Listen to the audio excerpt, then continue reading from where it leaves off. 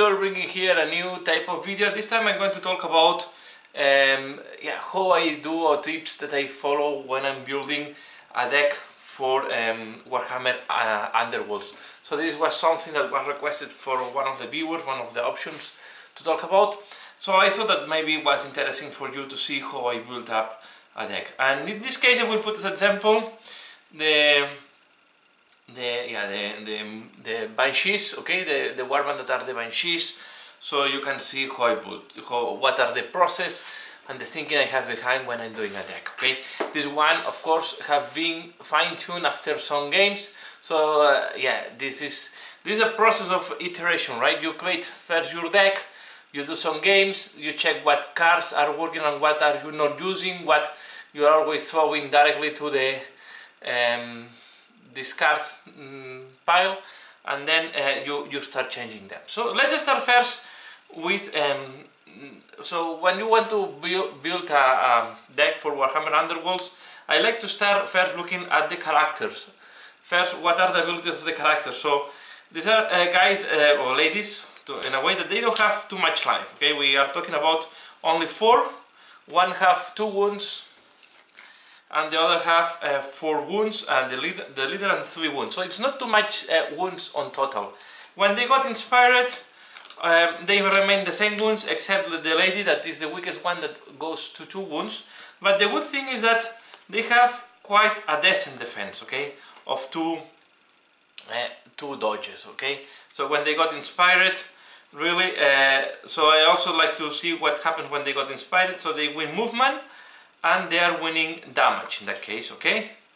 So this lady will win as well movement, and she's not winning damage, but she's winning some extra bonus. So this is the lady that with critical critical successes or critical defense rolls made for enemy fighter against the attack action, okay. Do not consider critical successes or successes to defense rolls. Yeah, so she is very aggressive, so you don't have defense against her. This is the one that with this fighter has not. This is the teleporting lady, so this is the weak one. So this is the one that you really want to survive, because when she's inspired, she's teleporting herself.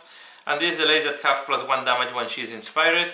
And all of them are winning +1 move. Okay, so on top she's winning wounds, and so they're winning attack effectiveness and additional movement. Okay, so based on that, and then the other thing that is important is how they got inspired, and they got inspired going through an enemy. Okay, so it's a warband that is a mix of control, because you have good movement, but as well it's quite aggressive in the terms of playing, so you want to be next to your enemy, right, to get inspired. So it will be a combination of both, because having the +1 movement is quite interesting in Warhammer Underworlds. Movement is quite key. So, but you have to be very careful, because they are not too much resistant, right? With 2 dodges you can defense. It's like having 2 swords in attack, okay, but it's not that strong. So based on that, then what I do is I look first what are the and I will separate them here. What are so first I look what are the specific warband objectives that I have, and then from there I choose. And what I choose here, for example, is for score this immediately if your warband holds. The other thing I do when I do, sorry for jumping back, when I do the objective deck, I try to have half of the deck, not half, 5 or 6 cards on the deck that are searched, are scored immediately, okay? It's very important. You have 12 cards, okay? In principle, you take, if you only score at the end of the phase, you only can score 9 cards maximum. Okay, the only way to score the 10th card, the 10 card that you have, sorry, you can score only the 9 cards. The only way to score them all is to have a good movement of objective, and to have that, it's very important to have immediate objective in your hand. And I recommend only to have 1 or none of them that are only for the 3rd turn.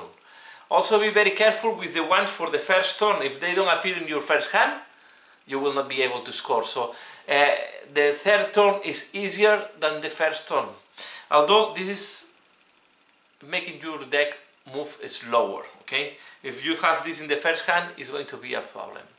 Okay, so we have 12 cards. You can score 9, so you always have 3 additional. The only way to score them all, or almost them all, is to have immediate cards. Okay, so let's look first what are the dedicated ones, because sometimes in the dedicated to the warband, and in that case you can see I have half dedicated to the warband and half more or less to have 6 and 6. Okay, so the first one we can see here is score this immediately.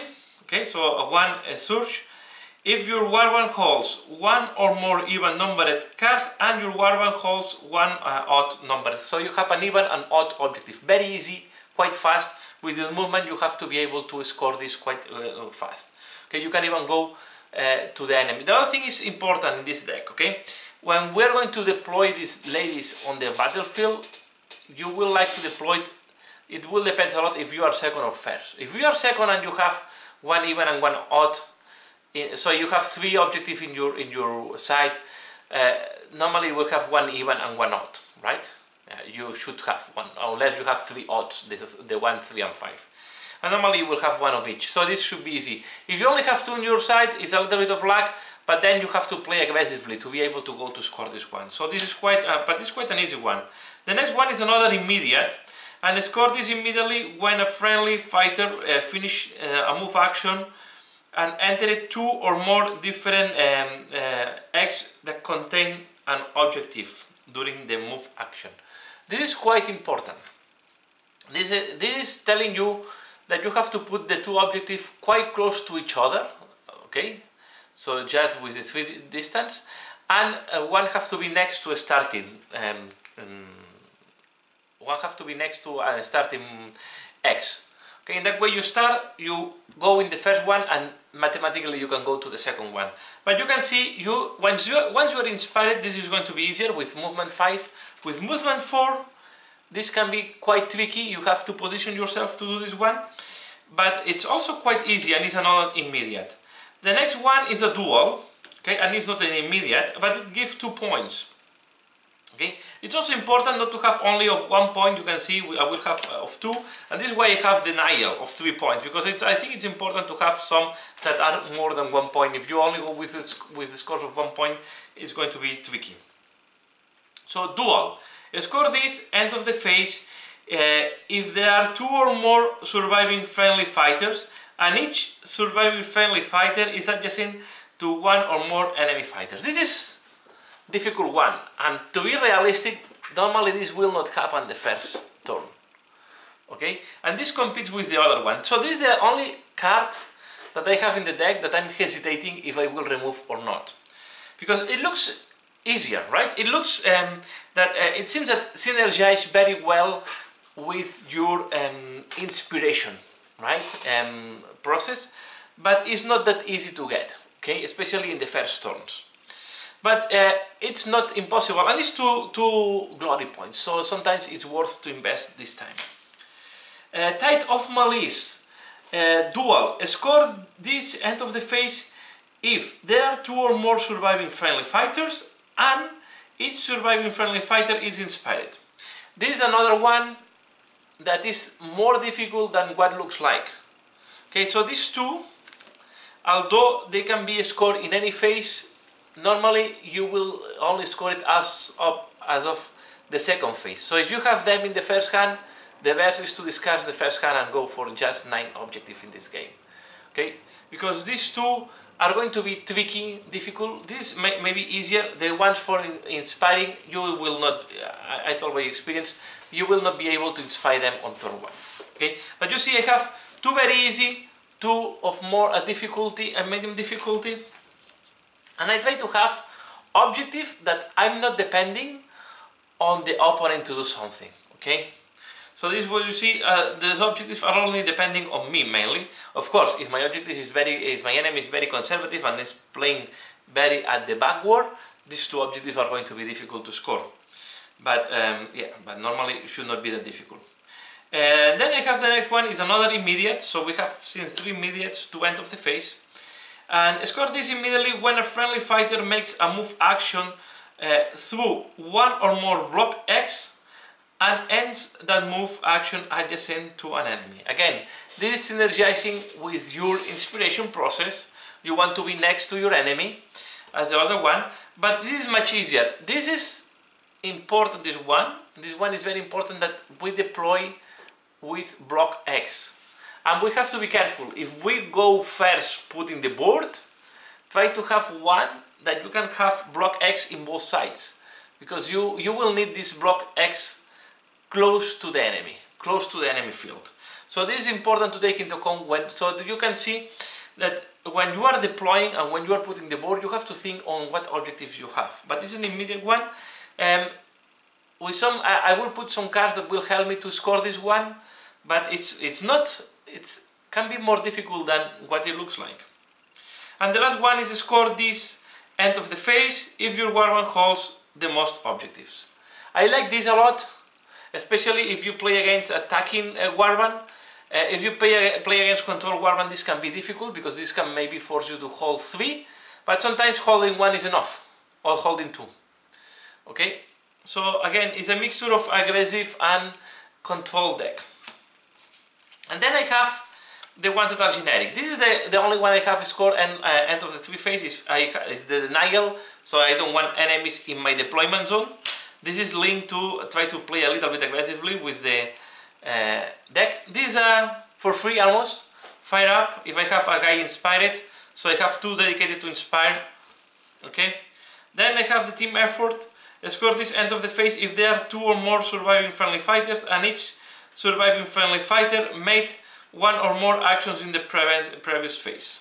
This I think is quite easy with a warband of 4, so you can even score it from the first turn, and this synergizes quite well with other warbands. If you don't want to move one of your ladies, you just put her in guard or you just do an attack. But this should be quite straightforward to do an action, and this is called end of the phase. This was score this in the end of the phase, all the other ones at end of the phase. So now I will have, then I have another end of the phase. This is the path of victory. 1 or more enemy fighters were taken out of actions and your warband holds 2 or more objectives. This is maybe the most difficult one I have here. Together with denial, it's again, it's one that you will most likely you will not be able to score in phase 1, but it's 2 points, and I like to have some of 2 points. So and it combines with the aggressivity and the control, right? I think it synergizes. As you can see, it's quite a flexible deck. Swift capture. This can be very easy even in turn 1. So score this end of the phase. Score this immediately. Score this immediately after an activation if your warband holds 1 or more objective in friendly territory and 1 or more objectives in enemy territory. This can even synergize very easily with the one that you hold 1 even and 1 odd. Okay. So 4 immediate, and the last one, of course, it's another immediate, is the scum. Score this immediately after an activation if your 4 or more fighters on the battle. If 4 or more fighters in the battlefield are in a single group with each fighter adjacent to another one. So, but this important thing is I want to be. You can see I have a lot of cards that have to be next to my opponent, right? So my opponent is also counting as one of these fighters that have to be together in one group. So again, I try to look what is the way of inspiring and how I can maximize it, right? So I can inspire and I can start scoring points with the same movements I do for inspiration, and this is why I choose these cards. Okay, the scum maybe looks strange in a warband of 4, but remember, you can make the group counting your opponents. So so far I always score the scum with this warband. Let's go to what cards I have, and here again, first I look what are the dedicated to the, I will separate them. So what are the ones dedicated to the warband and what are the plots. So I start normally with the plots, and then I take the different just separating them, sorry for that. Okay, first I take the plots and then I take the upgrades. But I think the plots are the... I like the plots because I want to see what plots can synergize well with my warband, and then I take the upgrades. Okay, plots. First I look the ones from the warband and I see what of them can look interesting, because most of them will help me on, and which ones will help me on achieving the objectives, right? Let's call this one Call of the Grave. An enemy fighter, and so choose an enemy fighter and push them up to 2 axes towards the friendly fighter. This is, of course, this synergizing with all of that, and it's helping me to inspire. Okay, so as well, you can use this to remove one guy from an objective and put yourself into that objective. So this is, I think this is a card that must have in this deck. It's super good, synergizes with the objective, synergizes with the way of inspired, synergizes with everything, helps for everything, okay, even for control. Second, next one, +1 damage, first attack, range 1 or 2, attack action made by a friendly fighter in the next activation. Okay, this, we have a lady that has damage 3. If you put +1 damage, you do 4, and it's very easy that you kill an opponent. Okay, you have to be careful because the precision of your ladies in attack is not that good. Okay, we're attacking precision 2 swords, 2 swords, 3 swords, 2 swords. When they got inspired, she has 4 swords, 3, so the leader can be, they become much more reliable, except the strong lady that is still not very reliable. Okay, but again, if you want to be close to the opponent, you as well you want to charge and attack, so this is a card that you want to use. Next one, reaction. Play this after a friendly fighter range 1 attack fails. This fighter makes an attack again. As I have the ability of my ladies is not as strong, if you can combine these two, you can make quite a lethal attack. Okay, if you have this is guaranteeing you. If you have this card, then you feel more safe when you want to charge. Okay. Remember, when you charge, if you charge across an opponent, right? So imagine that this is the opponent and you charge, you cross, you are not inspired just after crossing. You have to do the attack and you will be inspired after that. Okay, the inspiration goes after the multi-action. Next one is choose a friendly fighter with 1 or more wound tokens and an enemy fighter adjacent to them. Heal 1 and then do 1 damage. This can be very situational.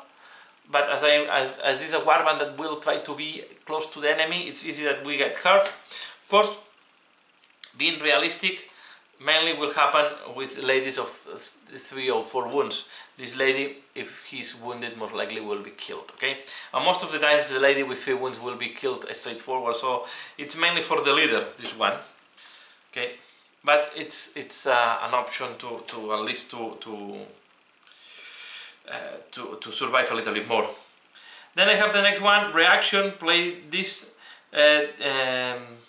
this during an attack action before the attack roll. Choose a friendly fighter. That fighter gains innate dodge. This persists until the action. So this again, this is very important because you will be very close to your opponent and you want to survive. So you add innate dodge directly. Then I have one that is push an enemy fighter up to 1x. Okay, again, pushing in this game is super important, and I think it's very interesting to have. So I have 2 for pushing, and this one double the move characteristic of the first friendly fighter that will make a move action, cannot be part of a charge. This is one of the key cards to be able to score 2 of the objectives that we have here, almost 3 of it. It's really, this card is key. Being able to move 8 or to move 10, it's amazing.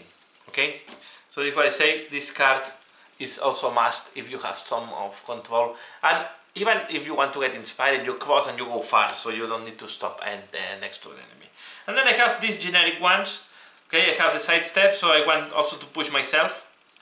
Okay, it's always interesting to be able to push yourself. You can win this X that you need to get inspired or to get the objective. Regal Vision, I will, as I have a lot of missions where I have to be on objective, I just got inspired by holding an objective, quite important as well. I think it's quite interesting. And then the last one is the first action made by a friendly fighter in next activation, has +1 dice and a snare if the target has not moved. So this is to make my fighters more precise. Okay, so here we see we have a combination again of control and attack plots. And then let's look to the upgrades.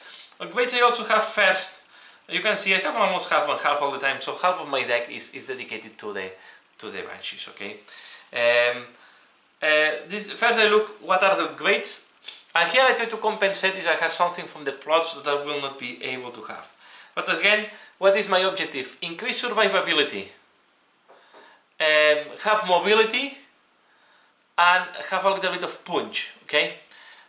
We will need a little bit of all of them, okay, to help us to do all the different objectives. So let's make a look what we have here. The first one is, and these are the ones dedicated for this warband, okay, you can see there the symbol. So this one is a soul reach, is a reaction after a fighter makes a move action, roll an attack dice on a roll of a hammer or critic. The first enemy fighter they move through that move action is deal 1 damage. So this is quite it's a way to have your control. You deal 1 damage, can help you to pile in the damage that you're going to do and kill an enemy. Or maybe you are not going to finish next to an opponent and you just go fight, you pass by and you go to halt an objective, you deal 1 damage. Or maybe it's good also even to finish a damage hero that is only with 1 wound remaining on the battlefield. So I find this interesting. It's not super synergetic with what I have, but I think it's quite a good one. This one is very interesting, +2 move. I think this is super good. I have +2 move and I have one that is +1 move. As you can see, I go all up for mobility on this warband. I just take this. So I have the one specific from the warband, and on top I have the great speed. Okay. And then I have this one that is debilitating aura. Attack action of adjacent enemy is -1 dice, so minimum of 1.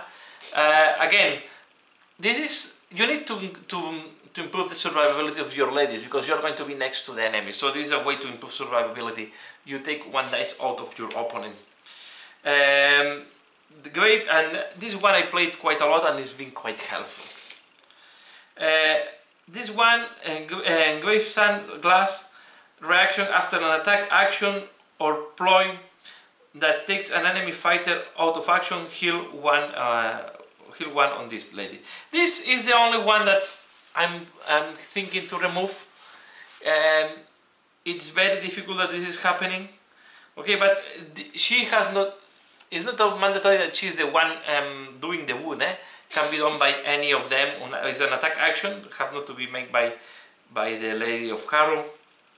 But it's the only one that, to be fair, most of the games is useless. +1 wound, who does not want that, of course. And this is good because I can combine it with the +1 wound, so I can have one lady with +2 wounds. As I'm going to fight very close to the opponent, it's important to have this one. And then this one is to have cliff.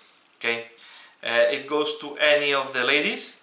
So the good thing is I can improve the attack of any of the ladies when they are not inspired, if I need it. Okay, and even when they are inspired, I give cliff, but I have 2 ladies with only 2 damage, so this will improve as well the attack ability of these ladies. Okay, so I find this quite good. I can go to any. This is not dedicated to any of the Banshees, so you can put it in any of them. Then I have the great strength, so I really want to have punch in the attack. So you can see I have 1/3 of each, 1/3 of defense, 1/3 of attack, 1/3 of mobility. And the last one is mainly to have another way to win a glory point if it's needed. It's there mainly for the glory point, because to be fair the weapon is quite useless. It's a throw. It's a range 3 weapon. Okay, so I can do 1 damage in range 3. You don't have anything with range. This can be useful if you just want this. It's very situational, but I have it mainly to see if I can win this glory point by discarding him after doing if this attack action takes an enemy fighter out of action, discard this card. Okay, so this is what I have. So you can see In that case, I was just summarizing. I look what are the abilities, how they got inspired. Okay, so to get inspired I have to be close to the opponent. So what you will do, you will put the objective in a very aggressive mode. You will not put it in your backward, you will put it when you deploy this warband. I will go quite aggressively. I will put the objective close to the enemy border. It can depend a little bit on what you have in front, right? But normally I will, especially if you have a control deck in front of you, you will play very aggressively. I will play quite aggressively. I will put the objective quite close to the opponent, and I will fight with them and try to do as much damage as I can, controlling the objectives. Okay. I think it's been quite a solid deck so far. I fight against different warbands and I've been quite successful. And yeah, and what you want is at the end here between the plots and the upgrades a combination of mobility and attack. So you don't want to really to push, and you want to play with the 3 players. The only thing it's important when I deploy them, you can be quite aggressive with these 2, the 2 with the 3 wounds. You want to be a little bit conservative with your boss, although the boss is strong. So is these 3, these 4, and then this you want to keep it quite protected. Okay, this lady you have to inspire her. So this is the lady that can hold objective at your backboard, and it's there to counter attack. Okay, so you can be aggressive with these 3, you are more conservative with this one, and this is the lady that is counter attacking. This can be used as well to hold objective in your battlefield, in your side of the battlefield. And before it's inspired and can teleport. If you can inspire her and teleport her, then you can move it to the opposite board, because she's teleporting again. Let me see how it was working. If this fighter has no move tokens, place this fighter in any empty X, give this fighter a move token. Okay, so she's teleporting anywhere that you want on the battlefield. It is super good to take objectives that are far away in the opponent's side. Okay, but you can only do this ability when she's inspired. So you need to inspire her. This is why I have the inspiring this card. Okay, the one that inspire, and you can even put. I was thinking if I will change maybe one of these cards and put the grade that inspires one of your cards automatically, because this can be quite useful with this lady. It will synergize very well with this one. Anyway, if you want to inspire her, you need to cross over an enemy, so you can add additional mobility, go far from the enemy so that they cannot counterattack, or you just take advantage of the 3 damage to ensure that you will attack the enemy. So, but you have to ensure that the charge will not fail, so you need some support, like some cards to help on her on doing the attack. But yeah, so this is my warband. These are the cards. As you can see, I like to have, first I look, summarizing, I look the abilities, I look what the cards from the warband can do, and then I try to find cards out of the warband ones to complement. First I start building, making the objectives, making a plan for how to get the points. Once I have that, I take cards that is helping me to do these objectives, to synergize with the warband, to be able to inspire, or to be able to get the objective, or to be able to do 2, because we have a lot of objectives that you can go inspiration and scoring at the same time. So that's all for now. So please let me know what do you think about my deck. Let me know what is your opinion of my deck, and if you like these videos, please give a like, share, comment below. Let me know if this is something that is interesting to you, and as usual, yeah, thanks a lot for watching, and see you again later. Bye!